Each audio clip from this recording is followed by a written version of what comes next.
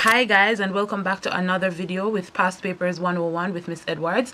Today we'll be looking at the May-June Integrated Science Paper for 2015. Yes, 2015. I know it's a few years back, but the questions may still be relevant for your exams this year.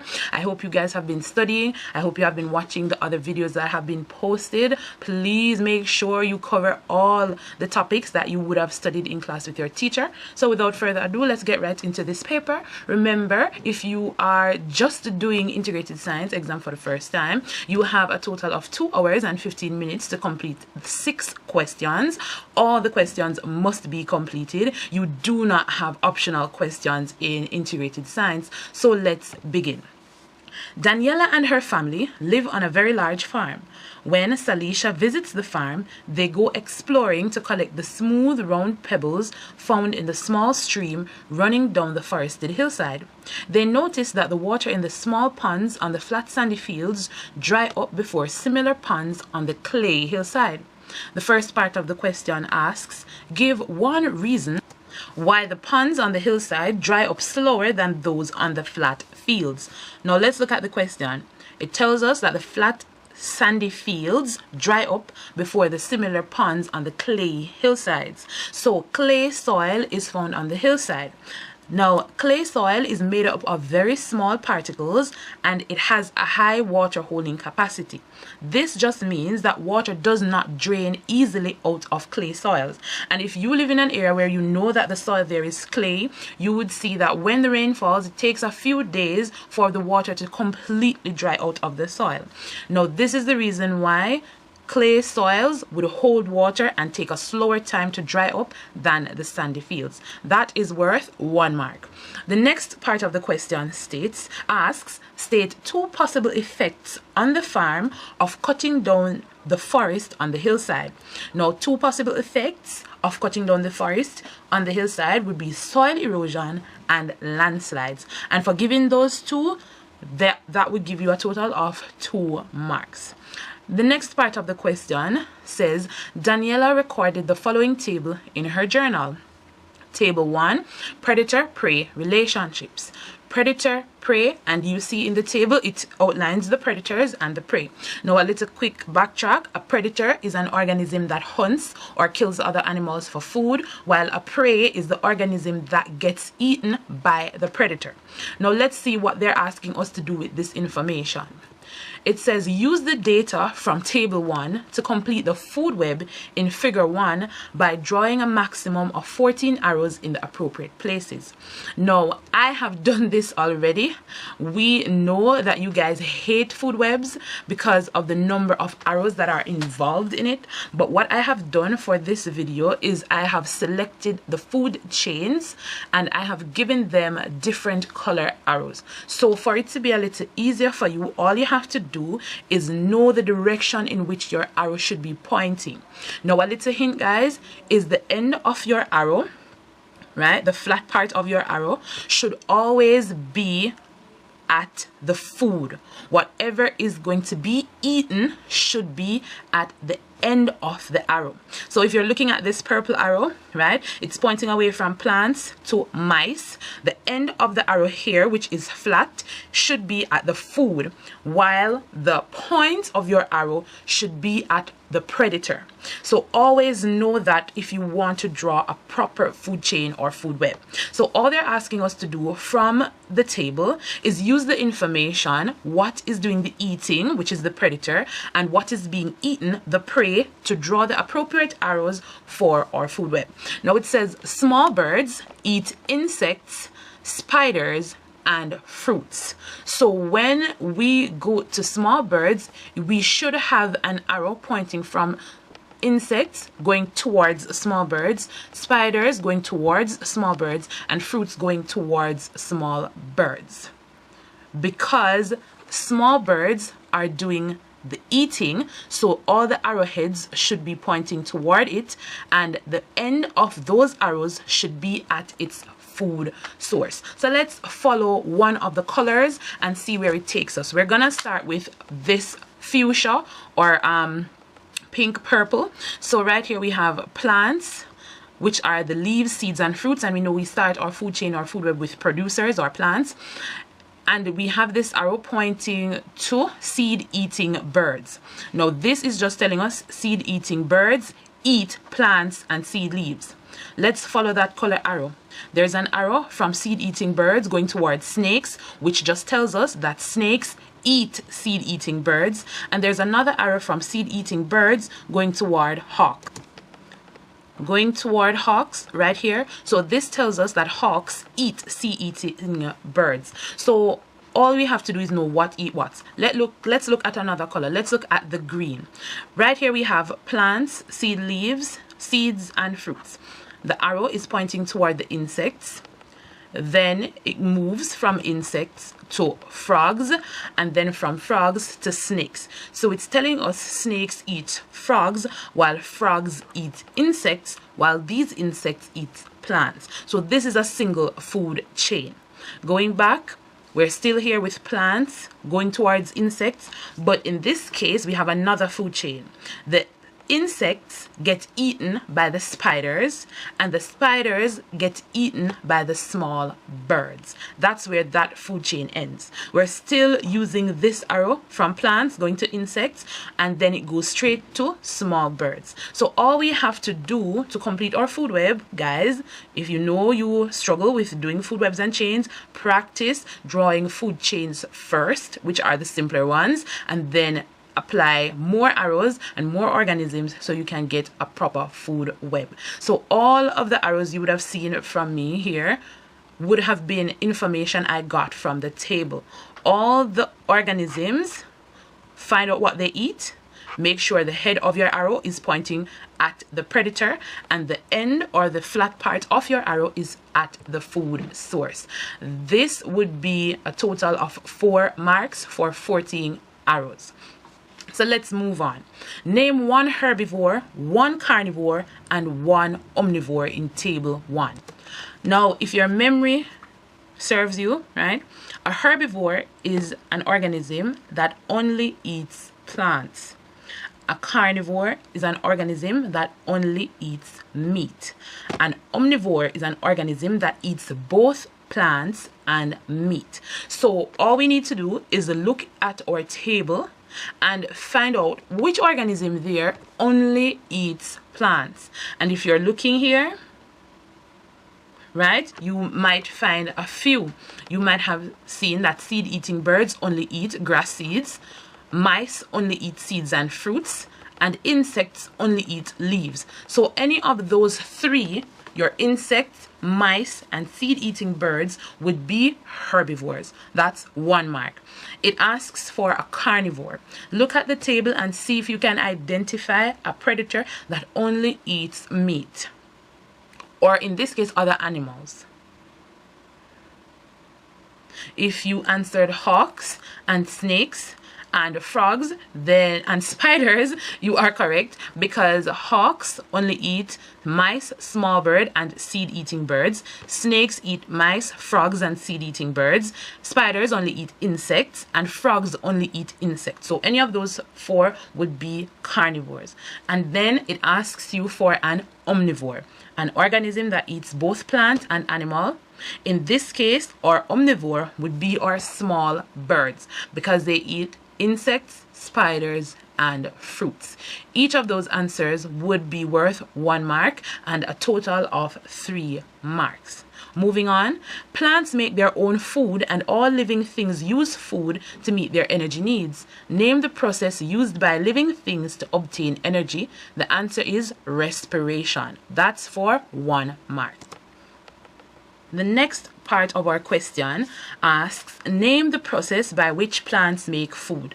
And guys, I want you to pause the video and try this, because the answer is so easy.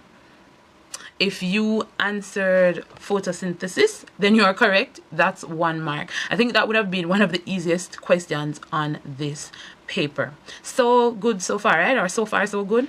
All these questions I think would be things that should be manageable for. The next part of the question asks us to write a word equation for the process by which plants make food. The word equation for this process is carbon dioxide plus water.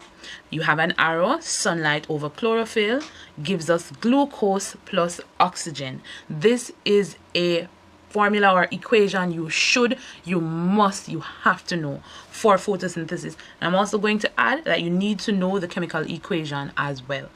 This would have given you a total of 2 marks. The next part of the question asks, name one form in which plants use nitrogen present in the soil. Now, for those of you who remember, plants cannot use nitrogen as it is, and it only uses nitrogen when it is in the form of nitrates. If you do agricultural science or biology, you would know this as well. That would be for 1 mark. The next part of our question asks us to use this information for the questions that follow. Samples of soil are taken at intervals in a straight line across the fields 1 to 7 of the farm, from the lower limestone areas to the clay hill. The following is a table of the pH of the soil sample. Table 2, pH of soil samples across the farm. We have fields 1 to 7, and pH of soil sample is given for each of the fields. Now, this is the graph question. If you're doing integrated science for the first time, you always get a graph. You always get a line graph to complete. So if this is a skill you do not know how to do, I'm going to ask that you take some time and practice before you go to your exams. If you're just joining us, please like the video and share the video so that your classmates, other person, can get some practice in before exams. There's no reason to be selfish, guys. We all want that grade 1. Good. So we're gonna work through this graph question. It says, on the grid in figure 2 on page 5, using the scales provided, plot a graph to represent the data in table 2. So we're going to go to that page. You know I always plot the graphs for you. It says, draw on the graph the best straight line to show the trend. The next part asks us to label the axes on the graph. And it says, suggest an appropriate title for the graph. Now, this is something we can give before we even go and plot the graph. It could be graph showing the pH of soil samples taken from 7 different fields. Now, it doesn't have to be this word for word, but it should sound something like this. That would give you 1 mark. So, guys, your graph must always have a title. So, let's go to the graph, right? So, for our graphs in integrated science, they usually put the figures in for us. All they ask is that you label the axis. Now, at the bottom here of your graph, this is your x-axis.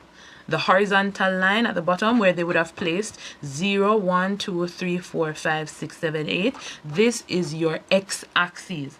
Now, on your x-axis, you're going to look at it. They gave you 0 to 8. If you go back to your table, you can figure out what piece of data they wanted to put on that side of the graph. Look at it. You have fields 1, 2, 3, 4, 5, 6, 7, 8. So that's an indication that fields should go right down here.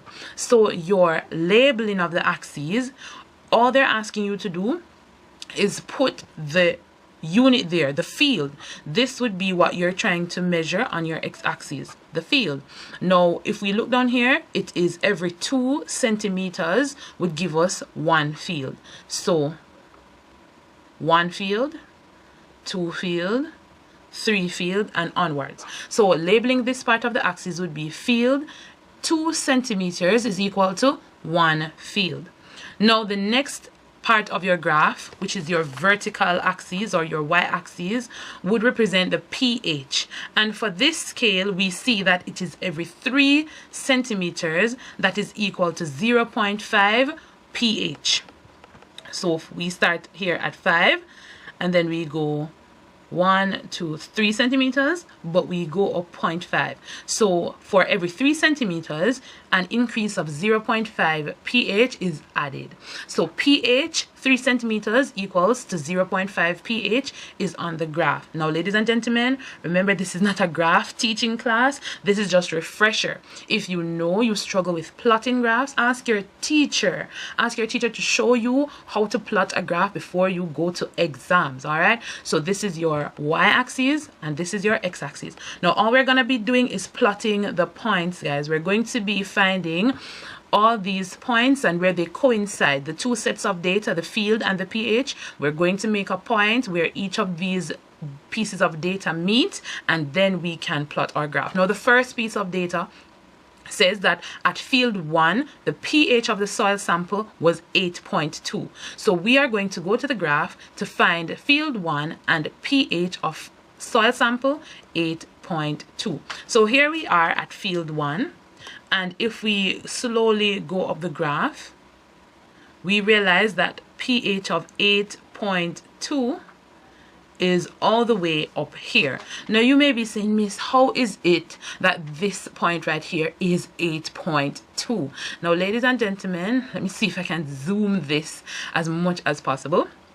If down here is 8 and up here is 8.5, then 8.1, 2, 3, and 4 must fall between here and here. So all we need to do is break down these smaller squares, or in this case millimeters, because each of these larger squares makes a centimeter, right? We're going to find where 8.1, 2, 3, 4 falls.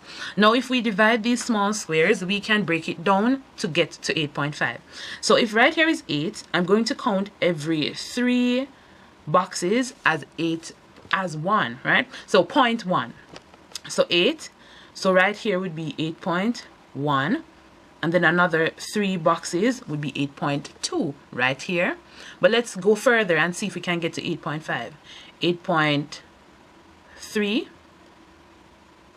8.4, 8.5. So it takes some practice. So if we find at field 1 the pH is 8.2, this is our point, we put a little dot, we circle, and we do the same thing for the other points as well, or the other pieces of data.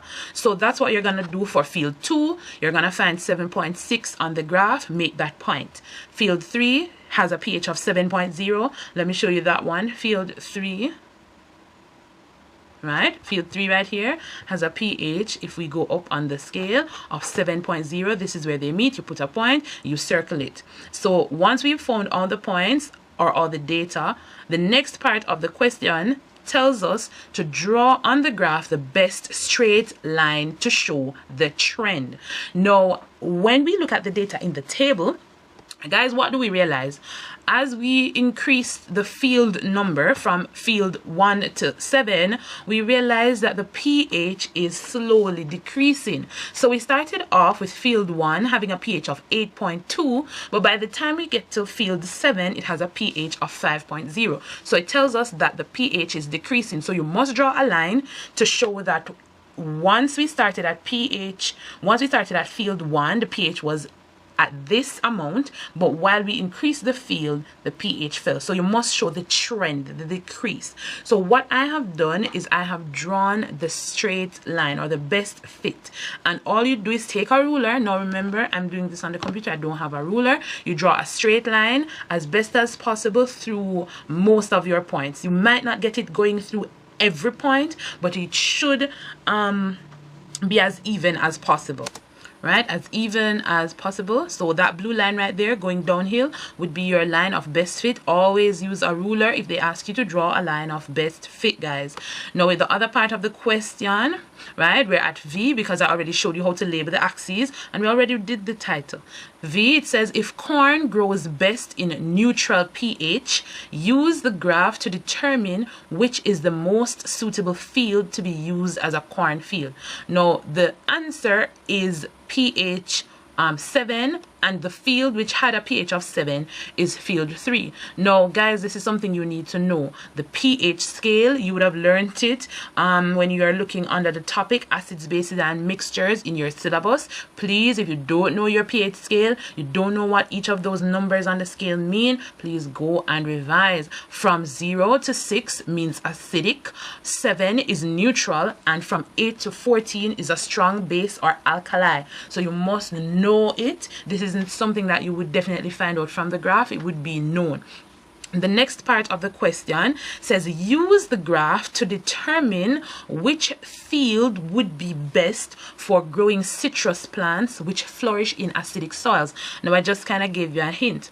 Now acidic soils would have a pH of anywhere between 0 and 6. So let's look at the graph and see which pH falls between 0 and 6, or which fields have that. We have 7, 6, and 5. We have fields 4, 5, 6, and 7 all having acidic pH. But what we're going to do is we're going to go with the soil that is most acidic, because as you get closer to 7 on the pH scale, you're getting more neutral, or it's a weaker acid. So the strongest acidic field, or the field with the strongest acidic pH there, would be field 7, because it has a pH of 5. Again, I say guys, you have to know the pH scale. So let's go to the graph and find field 7. Field 7, when we go across and look at the pH, it has a pH of 5. So field 7 would be the best field to grow citrus plants because they flourish in acidic soils. Again, from 0 to 6, we have acidic soils. The lower the number, the more acidic the soil is, or the substance is. 7 is neutral, being neither acidic or alkali. From 8 to 14 is an alkali. So go and see if you can study your pH, guys. It's not hard. All right, now question 2. So we're finished with the graph. Now this question is one that CXC has always complained about, because they say no matter how many times they put it on the exams, the students still write foolishness. Guys, I don't know what you're doing, but hopefully this set of students won't make that mistake, right? So the second question asks us to distinguish between excretion and egestion. And I know you're seeing the answer now, but if you could have tried to do this on your own, pick your own brain. Excretion and egestion, they're two different words. You must know the difference. Excretion is the removal of metabolic waste produced from chemical reactions taking place in the body. Examples of excreted waste would be sweat, urine, and carbon dioxide. Egestion is the removal of digestive waste, or in this case feces, from the body through the anus. When you go to the bathroom to pass your feces, you're actually doing egestion. When you are exhaling and breathing out carbon dioxide or sweating, that is excretion. Know the difference. That's worth 2 marks. The next part of the question asks us to label the excretory structures of the human body, and it has A, B, C, and D. Now A right here would be pointing to the lung. Please make sure you know the excretory system. B right here would be your kidney. C, this is one that always complicates students, is your ureter, not to be confused with the urethra. Your ureter runs from your kidney down to this last structure, which is known as your bladder. And please don't go in the exam and write pee-pee bag. Students, use the correct terms. Bladder.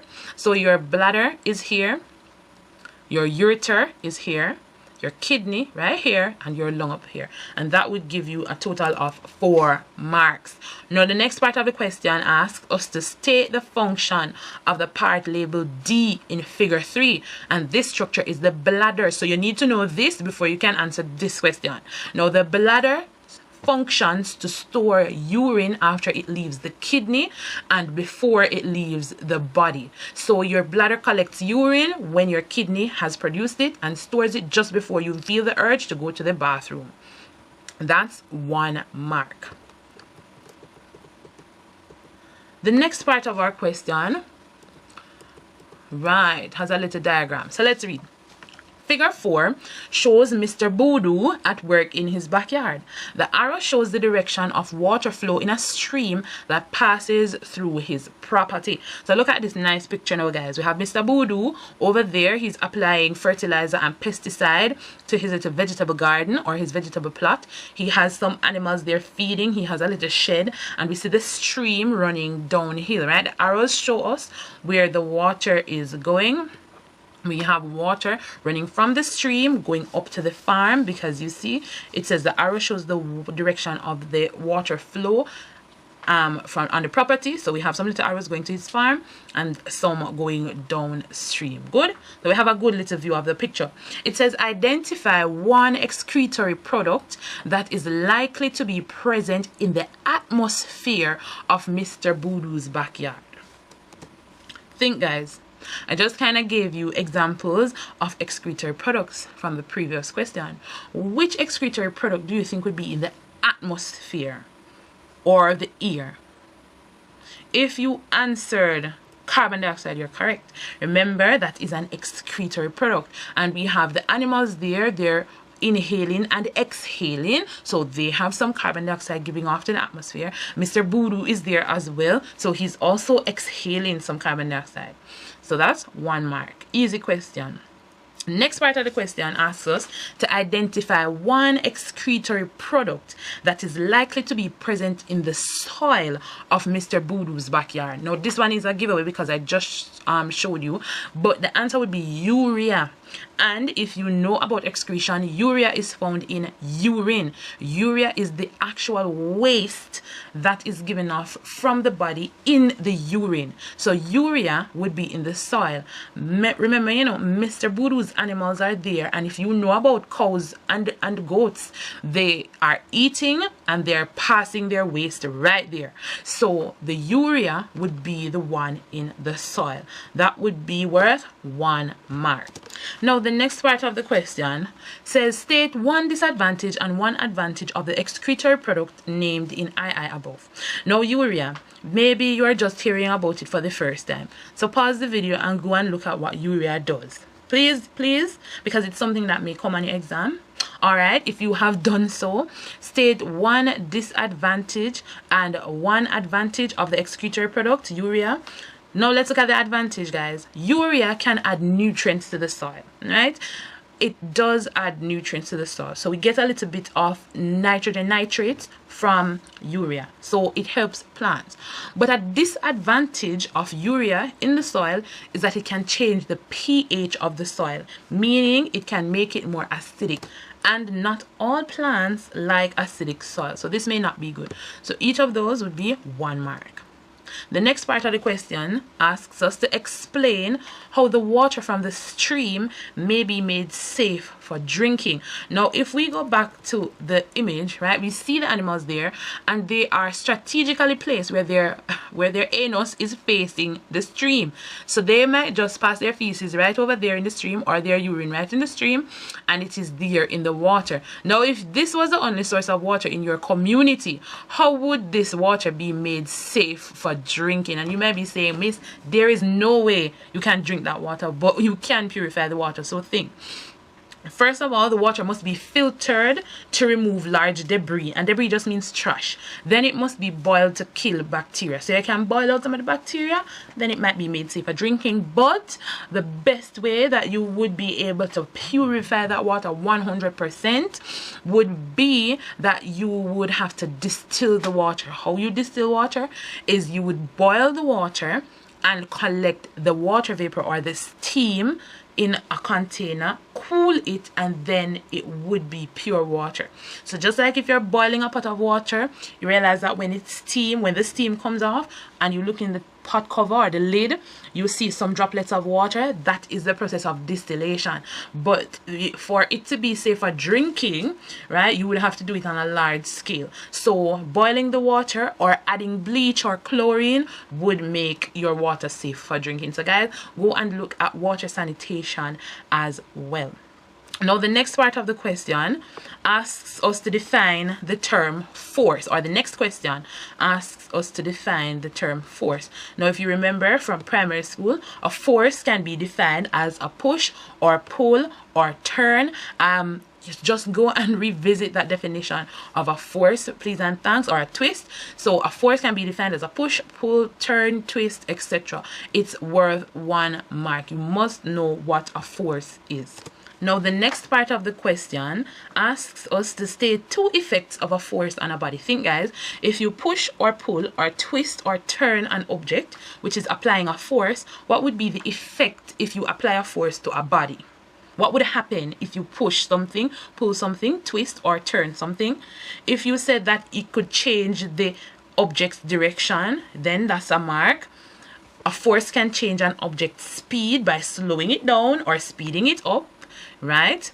A force can change the shape and size of an object. If you twist something, you might be able to change its shape and size. Any of those 2 would give you 2 marks. Next part of the question asks, what is the unit of force? Think, guys, what's the unit of a force? If you haven't covered that in your syllabus as yet, these are topics you need to touch. The unit of force is the Newton. Newton, that's 1 mark. Let's go. Friction is an example of a force. Explain what is meant by frictional force. Now, friction is an external force that opposes the motion of 2 contact areas. Friction occurs at the point of contact between 2 bodies. So friction is the force that is produced when 2 objects are moving over each other. Good, or they're coming in contact with each other but in opposite direction. So guys, rub your hands together and you feel that kind of resistance. That would be frictional force. Both hands are going in opposite directions and you feel that funny feeling like it's slowing down, it's not moving as fast. That is friction. 1 mark. The next part of the question says Frank decides to investigate the effects of friction on a toy car. First, he applied a force of 100 newtons to a toy car on a horizontal surface and observed how far it traveled. Then he oiled the axles as shown in figure 5. He then applied a force of 100 newtons to the same car on the same horizontal surface and observed how far the car traveled. So we have a wheel here. We see its axle. It shows us where the oil is, and the diagram is there to show us after oiling.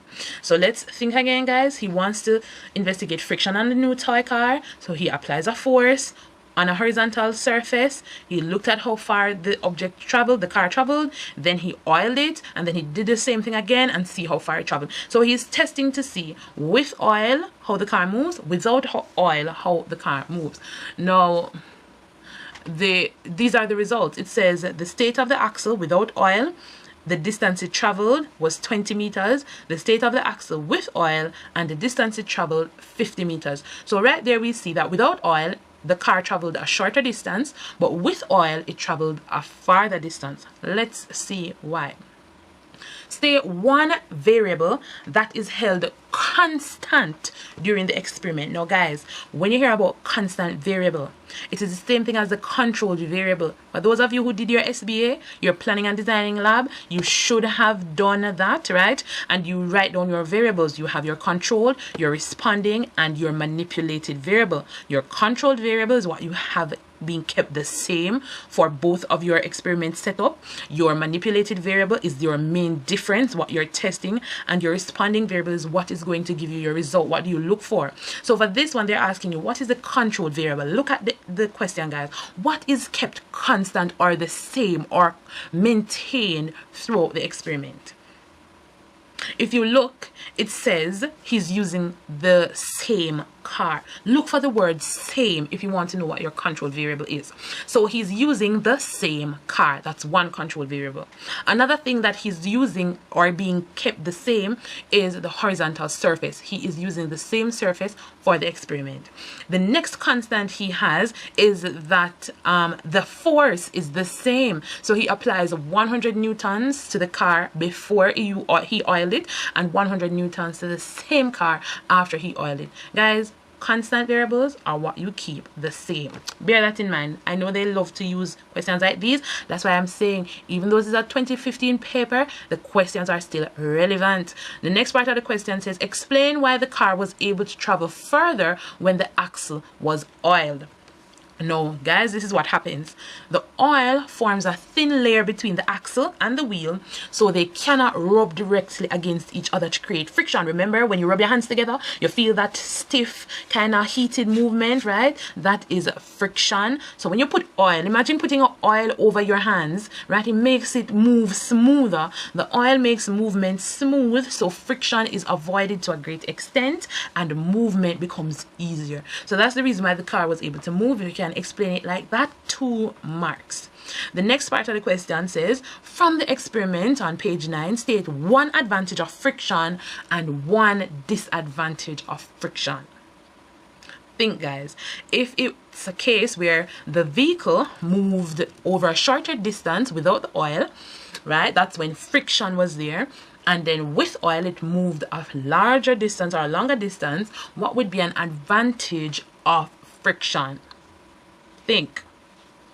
If you answered that an advantage is when we walk on surface, friction is formed between the sole of our shoes and on the ground. This prevents us from slipping over the ground. So that's an advantage of friction. Another thing too, an advantage is that the car can come to a stop due to friction produced by the brakes between the ground and the wheel. So it slows down the vehicle so that it travels a shorter distance so it does not crash. So you can stop the car easier when there is friction.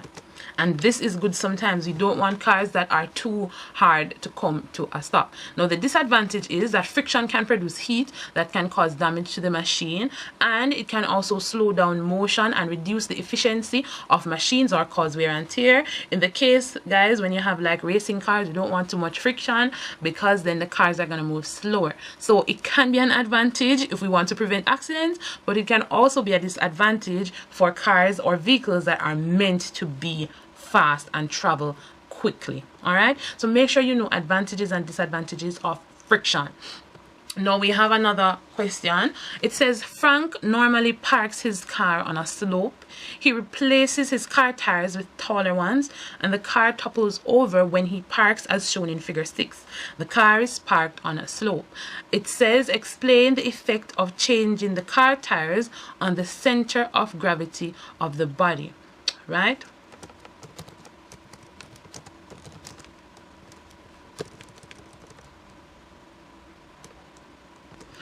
Right, guys, so this question, I defined center of gravity, but that's not what the question had asked for. They explain the effect of changing the car tires on the center of the body. Well, in this case, guys, whenever the car tires, because he replaces the car tires with taller ones, what he does is shift the center of gravity higher for the car. So this makes the car unstable, and that would give you 1 mark. So that's what happens. The center of gravity is pushed higher, which makes the car now unstable. And it asks that question, the stability of the car, it would have an unstable equilibrium, or it would be unstable. So that's your answer there. Please go and look at forces. It is one of the last topics in your syllabus, but guys, go down there and check it out, because I have a feeling, I just have a feeling it's coming on the 2024 paper, but it's just 1 mark, right? And the next part of the question says that Frank's father was driving his new racing car at a fast speed on a wet and slippery track. He applied the brakes suddenly. Explain the role of the endocrine system as he performed this activity. The endocrine system causes the production of adrenaline, the fight or flight hormone, for the quick response in a stressful situation. So guys, whenever you would have had an experience where you are so frightened that you've done something that you would have not been able to do under normal circumstances, like if a dog was chasing you and then all of a sudden you find Superman strength to fly over the neighbor's wall to get away from the dog, that would be the result of adrenaline. It gives you that boost of energy you need in a stressful situation. So his father applying the brakes suddenly was a result of adrenaline. Please make sure you know. Name one system in the body other than the endocrine system that plays an important role in the situation. The answer would be the nervous system. Good. The next question asks us, what is a microorganism? A microorganism is an organism that cannot be seen with the naked eye, hence micro, and may only be seen through a microscope. The next part of the question states one way by which the growth of mold on bread may be reduced. Guys, mold on bread, or what we call in Jamaica jonjo, right? It grows on bread, but how would you be able to reduce the growth of mold on bread? What would you do? Maybe some of you are thinking, Miss, in my household, what we do is we put the bread in the freezer and that keeps the bread fresh. If you've never done that, please do. It saves your bread. You can reduce the mold by storing bread in a cool, dry area. So you don't want any wetness to touch your bread, and you don't want it to be too warm either. So cool, dry area. And guys, if you are buying your product, look at the packaging and see how they say you should store your food. This can come in handy for your exam.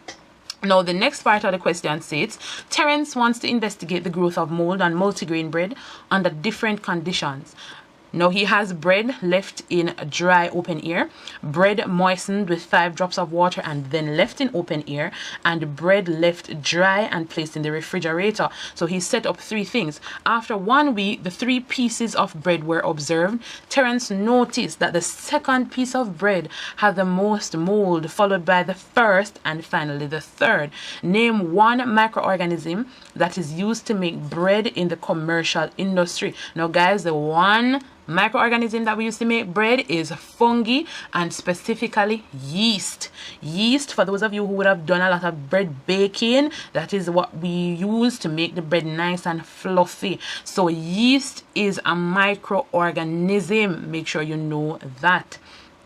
The next part of the question says, using the observations in the experiment, determine 3 conditions that are necessary for mold growth. Now, by looking at the experiment, Terence said that the second piece of bread had the most mold. Now, in this case, we see where water is applied and it's left in the open air.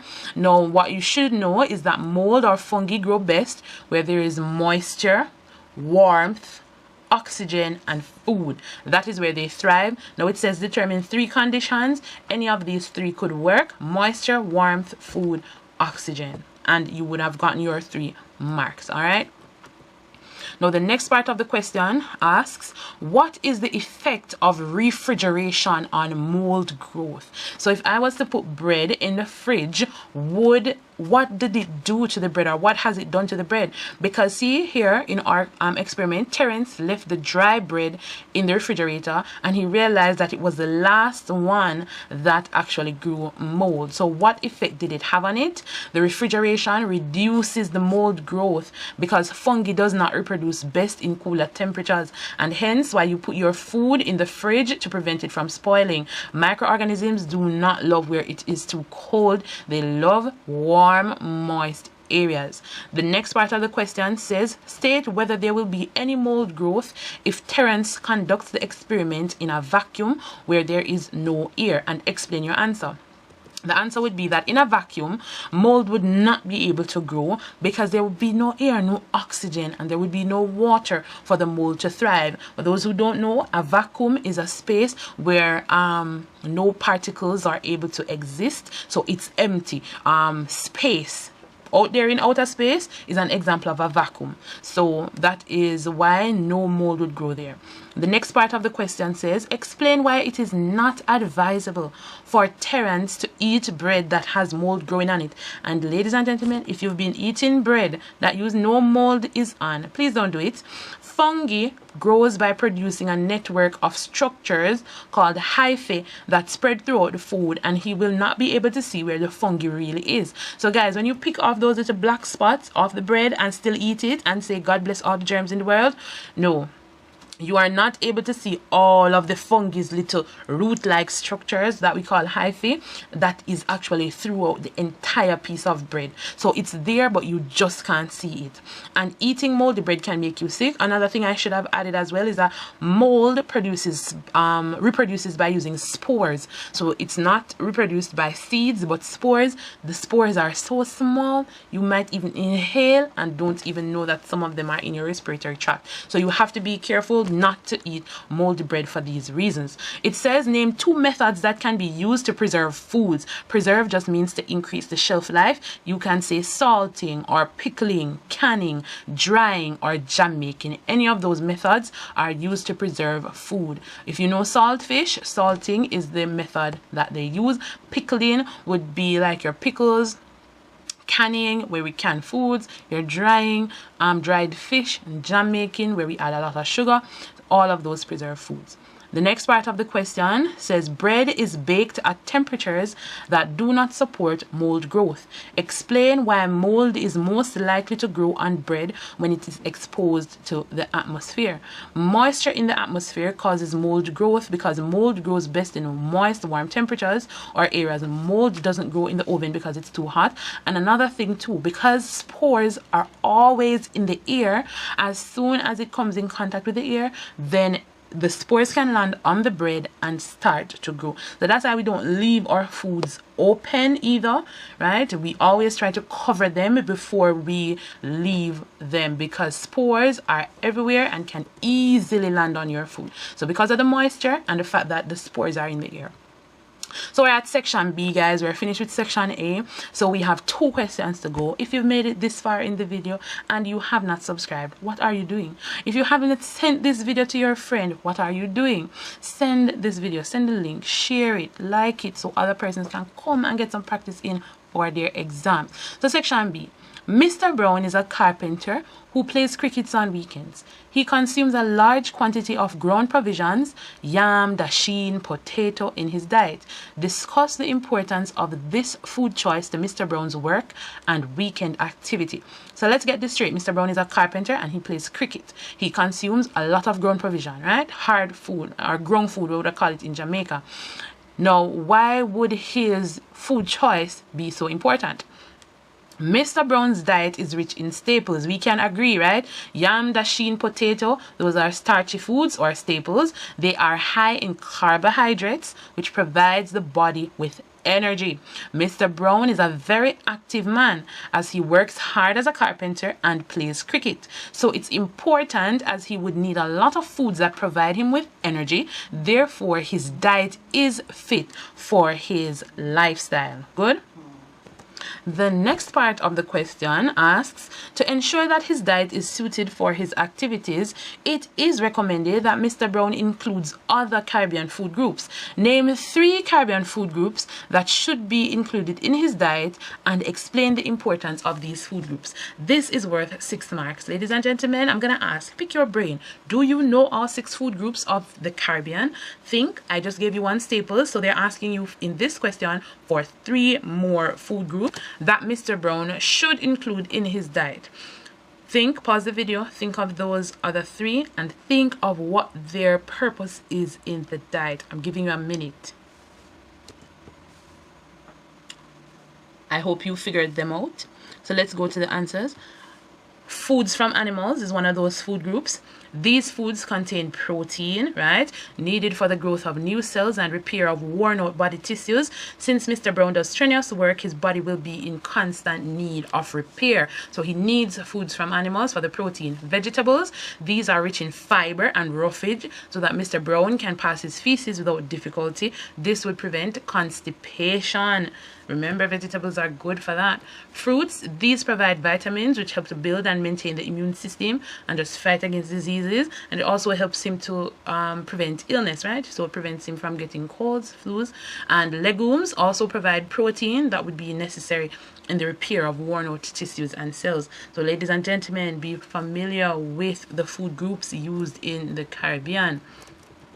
that would give you 6 marks. Now, the next part of the question says, in his job, Mr. Brown uses machines that are made of metals. Identify 4 machines or tools that are made of metals and discuss one factor that may reduce the efficiency of these machines or tools. These tools, guys, so metals, tools made of metals. Remember, Mr. Brown is a carpenter. So tools that he may use, I have a machete, handsaw, screwdrivers, hammers, shovels, and nails. Those would have been tools that are made of metals that he would have used. Now they ask you to discuss one factor that reduces the efficiency of these machines and tools. Now think about metals. What would happen to your metal tools that would prevent them from actually doing the work that they are meant to do properly? Metals. If rusting comes to your mind, you're correct. Rusting is a process which occurs to metals or occurs in metals when they come in contact with moisture and oxygen. Rusting causes metals to oxidize or break down, so the metals eventually become weaker. They can break and become dangerous to use. In the case of machetes and handsaws, the rusting can make the blades dull. Nails can lose their strength and bend easily. And in the case of moving machines like diggers, rusting parts can also cause them to malfunction. So rusting, guys, would affect your metal tools. Now, the next part of the question says, the final question, guys, we're at question 6. In the Caribbean, many people use vehicles which run on gasoline, diesel, or natural gas. These come from petroleum which is obtained from the wells drilled in the ground. Keshorn and his family returned home to the Caribbean after living in the United States of America. They brought an electric car with them. Explain how petroleum and coal are formed. Now, coal is formed on land when remains of plants and animals get covered by dirt and rock in swamp and forested areas. These remains undergo intense pressure and heat. After millions of years, the remains become fossil fuels. Petroleum is formed in a similar way. The only difference is that the plant and animal remains are marine organisms. These remains would fall to the ocean floor and get covered by sand and mud and undergo intense heat and pressure for millions of years until they become petroleum. So guys, both coal and petroleum are fossil fuels. Dead plant and animal remains are kept underground and at high heat and pressure, and then after many years they become either coal if it's on land or petroleum if it's in water. That's a total of 5 marks, guys. The next part of the question says, Keshorn's father would like to install a system where the sun's energy would be used to charge the batteries in the electric car. Describe 2 advantages and 2 disadvantages of using the solar energy. Now think, guys, what would be an advantage of using solar energy? What do you always hear them saying when they say, get solar, let's go solar? What's an advantage? Think, guys. And an advantage means a positive. What's a benefit of it? A disadvantage would be something that's bad. It would not be a benefit. So an advantage is a plus, a disadvantage is a minus. I know some of my students have trouble with those terms, but please make sure you know them. So an advantage would be that the solar energy is extremely affordable. Solar energy reduces the overall cost of electricity to the household, or in this case, Keshorn's father would not have to buy any gas for his car.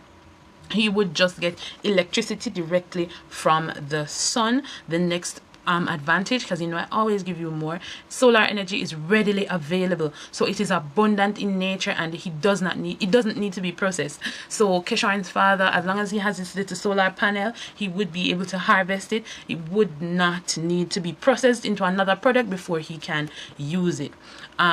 Right? And it does not produce any pollution. So using solar energy or harvesting solar energy does not produce any pollution. So those are 3 advantages. 3 disadvantages now, guys, is that it's totally dependent on the weather. So just imagine Keshorn's father decides to take the family out for a long drive, a road trip, but then along the way it becomes cloudy and starts to rain. His car may not be able to continue the entire journey because of the amount of solar energy required to run the thing. So we say because it's totally dependent on the weather, that would not be a positive, right? It would be a disadvantage. Another thing is that it's a high startup cost for the equipment. In this case, the electric car would more than likely cost more money than a regular fossil fuel or gasoline run car. And 3, it may not be as efficient as traditional methods or means of energy production. So maybe a car that runs off gas would be able to carry you further than a car that runs off solar energy, just because of battery space, right? So those would be some disadvantages. You can always research more, guys. Always try and have more in your head, so in case you go into the exam, you don't forget. The next part of the question, we're coming down smoothly. Outline 2 negative effects on the local environment if the family uses a gasoline powered car. Now, one disadvantage or one negative effect on the environment would be that vehicle pollutants harm our health. Gases such as nitrogen dioxide and carbon monoxide are toxic chemicals which can affect the respiratory system when inhaled. So when you use a gasoline car, it gives off the exhaust.